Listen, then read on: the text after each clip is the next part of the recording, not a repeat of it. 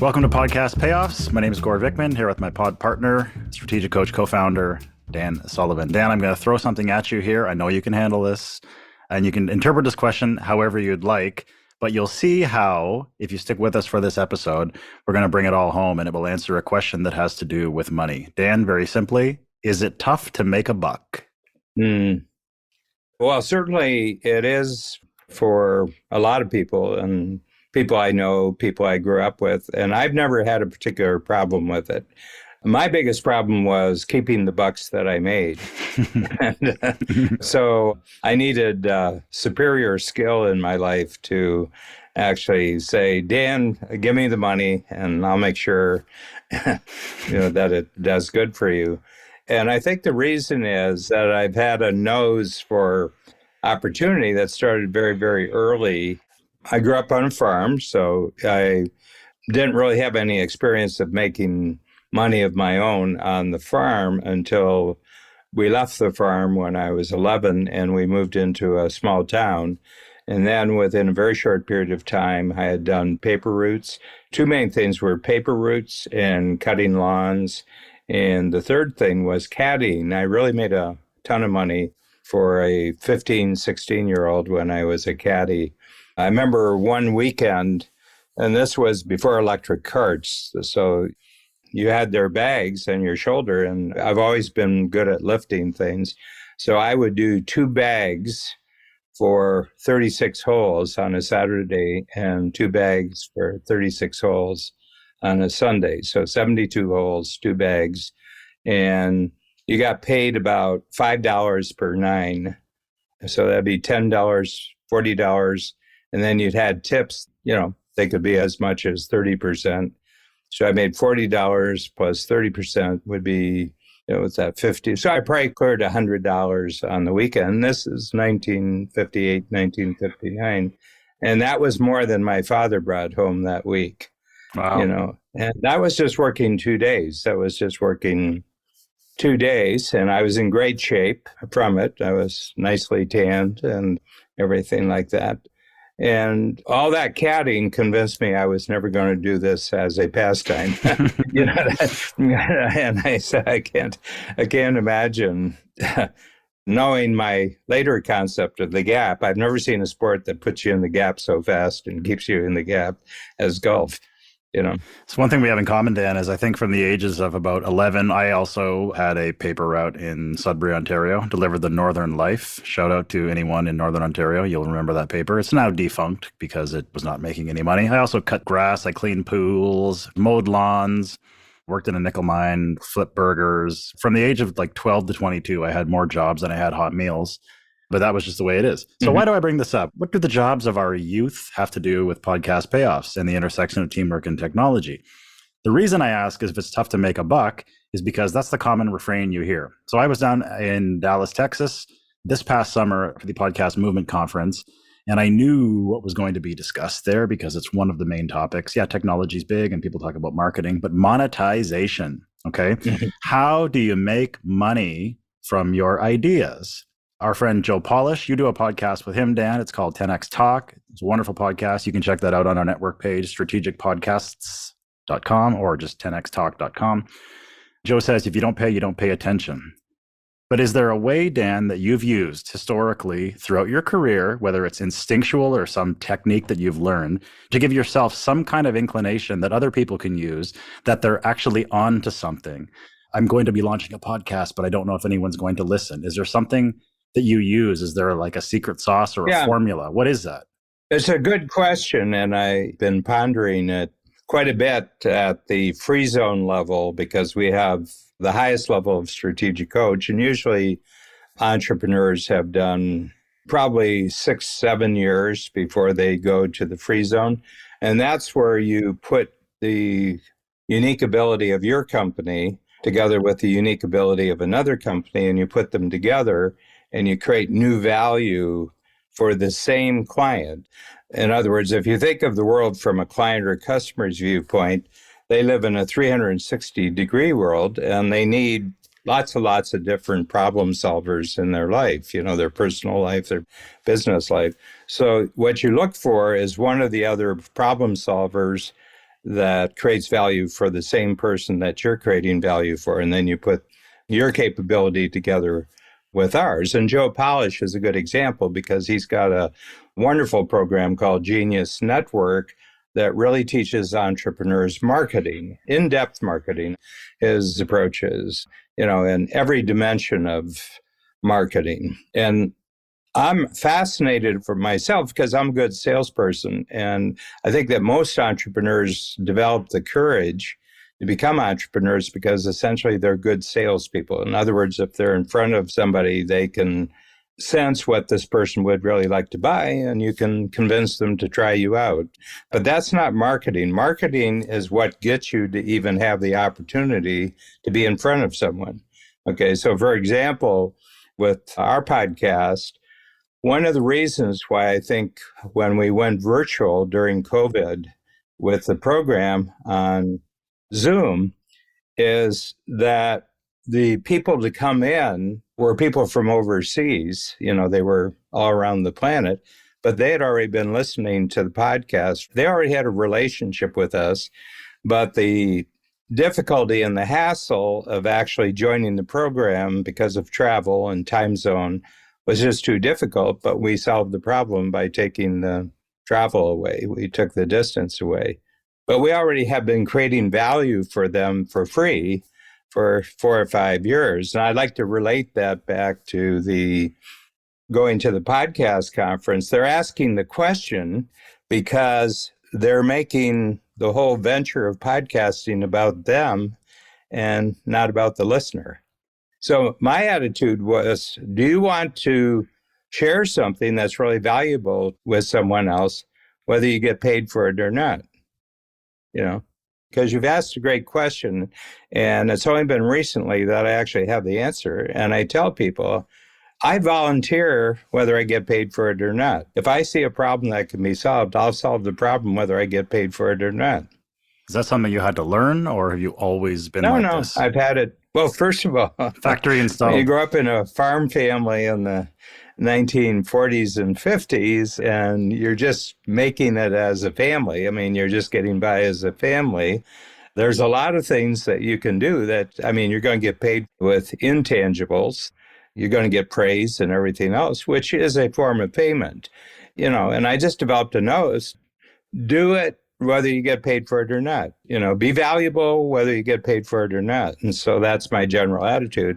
And so many of the people I find when I go to marketing conferences, they're only thinking about themselves, And if they were using a podcast, it would be all teasing. They wouldn't actually give the value. They would put out teases that, if you really want to go deep in this, then I've got a little course. And all you have to do is click here, and for $49.95, I'll give you the whole thing. But there's actually no value in their messaging. There's no value. It's just teasing. And a lot of what marketing is about is how to tease people without knowing that you're tricking them. Mm-hmm. And I bet there was a lot of that at the podcast. And the reason is that you're just putting out stuff that is based on fear. In other words, if you miss this, you're going to lose out. If you don't send me $50, you're going to be left behind and left out, and everything. And so much of it is fear and pain. Podcasting industry is exploding, You got to know the tricks of podcasting. If you don't know the tricks of podcasting, you're just going to be chopping your lips. So, and I've never thought that that was a general approach to life in general. And I don't feel it's a general approach to how you make bucks that after a while are based wholly on quality of value that you're creating. Totally agree. And there are certain podcast consultants, and there are people who they've created a brand around, I call it like drive-by idea generation, where part of their brand is they want to be the first person to tell everyone about some new technology. So they drive by and they spray out the car window paintballs, to keep it peaceful, of ideas. And some people will internalize this kind of information and think to themselves, they're totally in the gap. Okay. They're so gapped out in regards to the way they process this.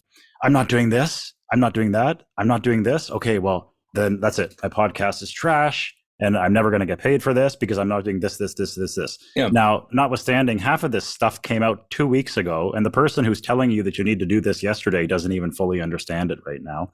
At that conference, they were talking about YouTube. Oh, you got to get on YouTube. Every podcast has to get on YouTube. Well, first of all, I'm sitting here as a Canadian and I'm thinking we're geo-locked out of the YouTube podcast thing. It's in beta. They haven't even let us in yet. Second of all, if you don't have the bandwidth and you don't have the people power, you don't have the budget to do like a full throttle produced video podcast, and audio is what you are capable of right now. Do what you can with the resources you have available. Yeah. And then once you grow, then elevate and go on YouTube. But no, you're not garbage and you're not doomed to be unsuccessful if you're not doing a Rogan type show. Maybe you can't afford a camera right now and you're just starting out. Do what you can with what you have available, and don't listen to the people who are trying to throw you into the gap by saying, oh, you must do this right now. Otherwise, you're never going to be successful. It's too hard to keep up. There's too many things. I'll give you a quick example, Dan. There was a company that I can't remember their name. Picture yourself holding your iPhone. You have your Apple AirPods. So they can monitor the location of your phone. They can figure out what your head is doing. So there's a company that's figured out how to announce via a podcast that if you want more information on something, simply nod your head. So for example, let's say we were implementing and employing this technology. We could say, do you want Dan's new quarterly book, You Are Not a Computer? Just nod. So your AirPods tell your phone that you just nodded. And then when you go back to your phone, a tab will be open. There it is. There it is right there. Then I'll categorize this very firmly into that's cool and fun, but the thing is, don't ask people to learn something new to get value from you. Don't ask them to change their habits. People will willingly change their habits, but they won't be coerced to change their habits. That's true. And Dan, you've said many, many times, technology does not coach itself. No. IT and coaching, the two fastest growing industries in the world, but you need coaching through that IT.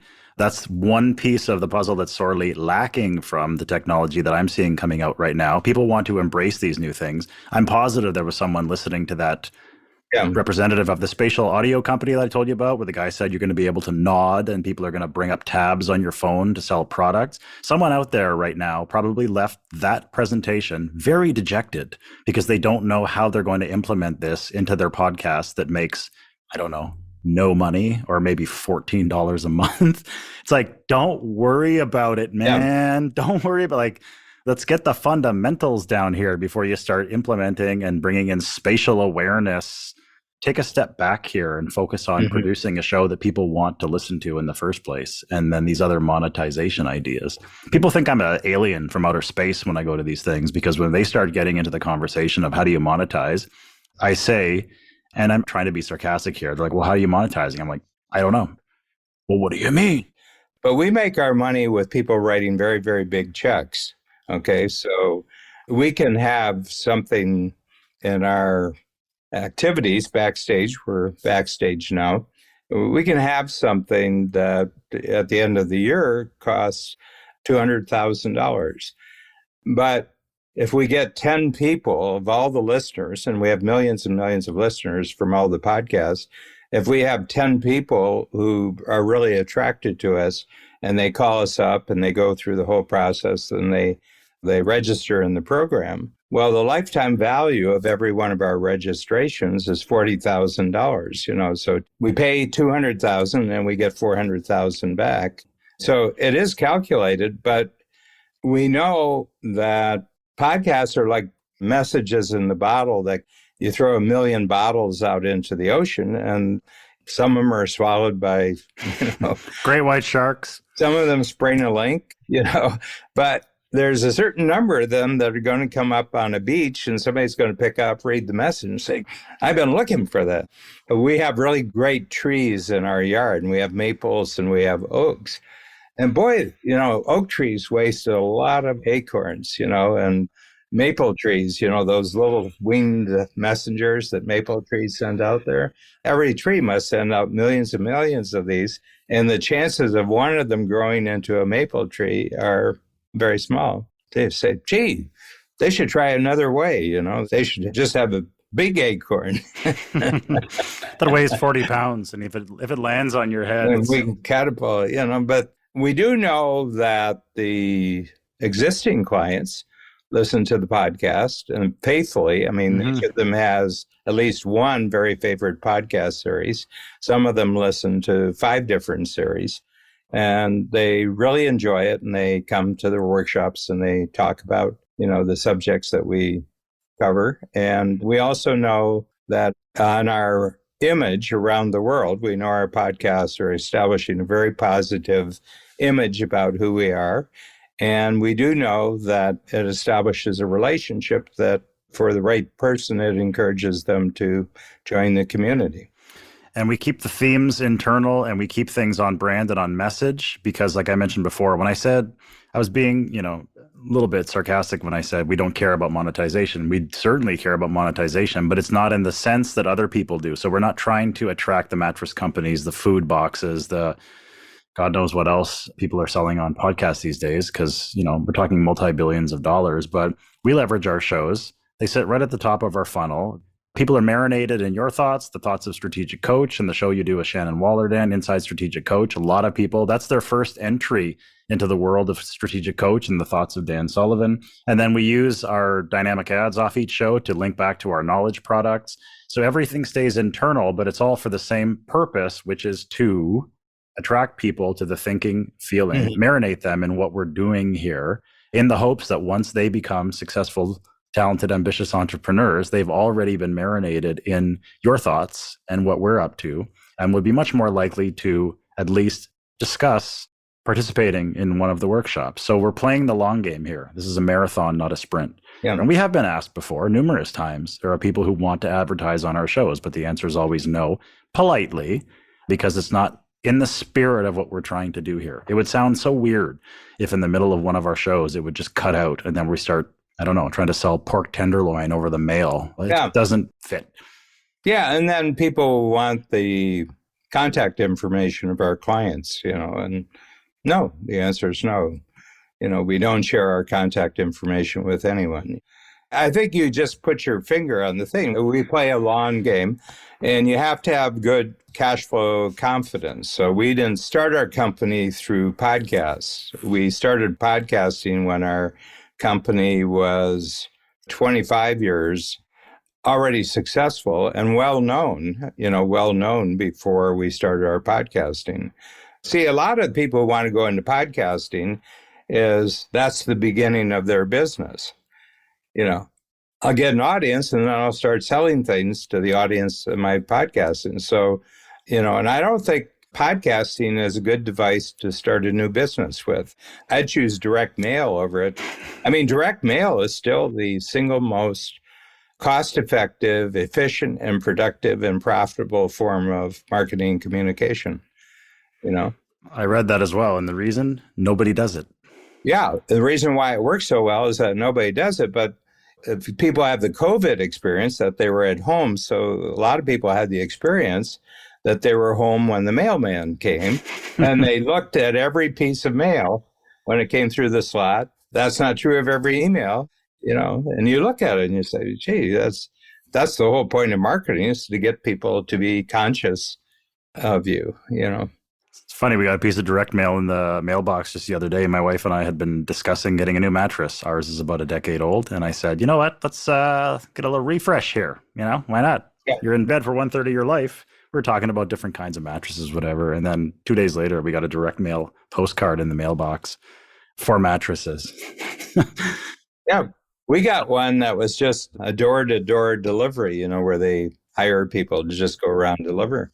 And it was an Indian restaurant on Queen Street, just as you get over Down Valley going east. And it was kind of like beautiful, and they had their complete menu on it. So Babs said, I'm kind of bored with what we have here. Why don't we just get in the car and go? We phoned them up. I said, are you takeout only? And they said, no, we've got room for about 20 people, but that most people do pick up. So there will always be seats. So anytime you come, there's going to be seats. And, the food was really good. They had a lot of variety and everything like that. And that was a printed piece that came through our mail slot, So I said, that's cool.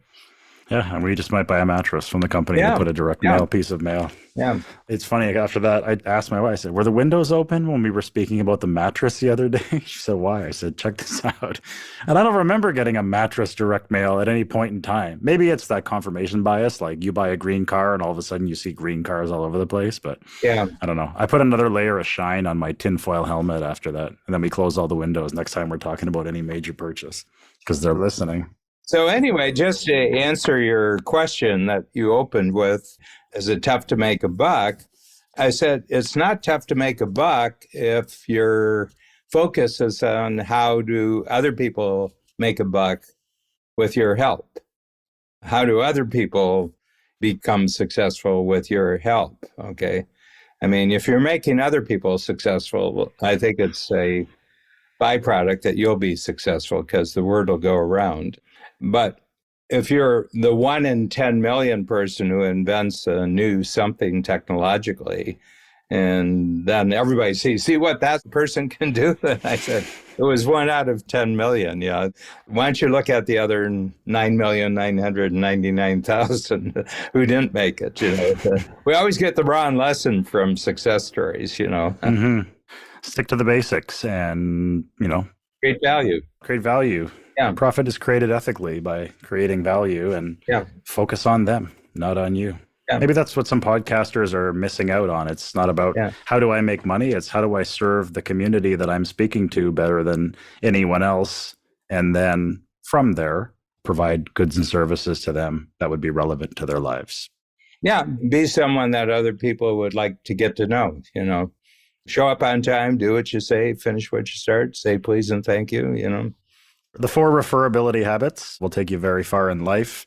So will expanding your horizons by, listening to podcasts that are of interest to you and consuming that education. And we hope you enjoyed the education that you received here today. We hope you enjoyed the show. If you did, we'd love it if you could tell 1 friend or 2 friends, tell 5 friends. If you think there's someone in your life that could enjoy this and get some value out of it as well, you could be a hero today to that person just by sharing this show with them if there's something that they really need to hear. And as always, you can check out the show notes for this. Anything that we talk about, whether it's tools, tips, links, resources, YouTube videos, other podcasts, we'll never make you search for them. On the episode page, podcast payoffs, just go to strategicpodcasts.com, click podcast payoffs, and everything you would like to know or dig deeper on this episode is available for you there, as well as all of our other podcasts are similar as well. We won't make you hunt for anything. We're going to give it to you on a platter with a bow. And I can't think of a better spot to wrap up than that, Dan. Any final thoughts? Nope, that's good for me today. But great topic because it relates to everything in life, not just business and not just podcasting. There's things that have been known for thousands of years, and they always become valuable in the present because everyone else either didn't learn them or has forgotten about them. Thanks a bunch, Dan. Thank you, Gord.